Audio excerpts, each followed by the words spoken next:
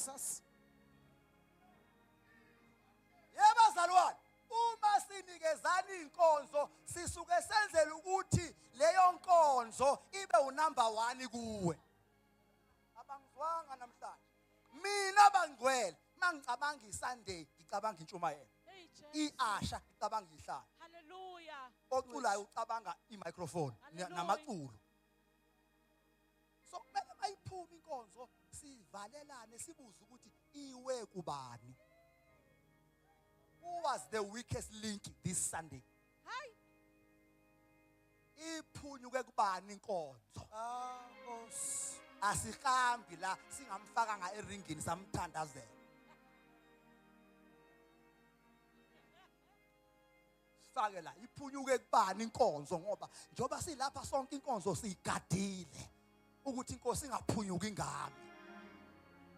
Nkosi yami, hallelujah. Yini ningathi amen manje nini nithi noma nithi ha ishoni something nithi ha nithi hey nithi habe ishoni something ngoba nithi ha Ah. inkonzo iyamanage abangcwele njani inkonzo iyamanage inkonzo iyanikezelana. Hallelujah. Lo sisi engithe nimdidizelise kwiparking by the time ngifika ngizoshumayela use off Yebo. lala ngefoni TikTok ngoba nje into enimenze yona before babafike usedecideile akabuyi kule cawa dlala uWhatsApp usesabuphuma nje kodwa nje udecide nje ngesikhathi umfana emdidizelisa kwiparking uthe suka lapho nama uyazi ukuthi Asha kumele likhlalise kusengathi belicabanga wena wedwa uthi uyeza. Yeah. Amen. Hamba emasontweni abantu abamhlophe abadlile ngeentshumayelo akajule kumlungu kodwa ama systems agcina abantu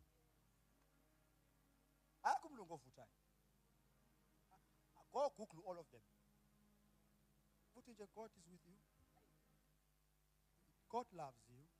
Kodwa akubamba ama systems ikubamba into yakhona ngoba bekwaziwa ukuthi uyeza.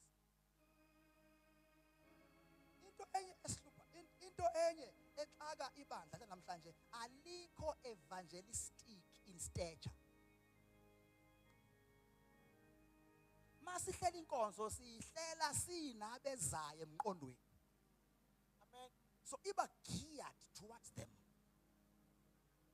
Makaqalekiswe owenza umsebenzi wenkosi ngokungawunakekeli.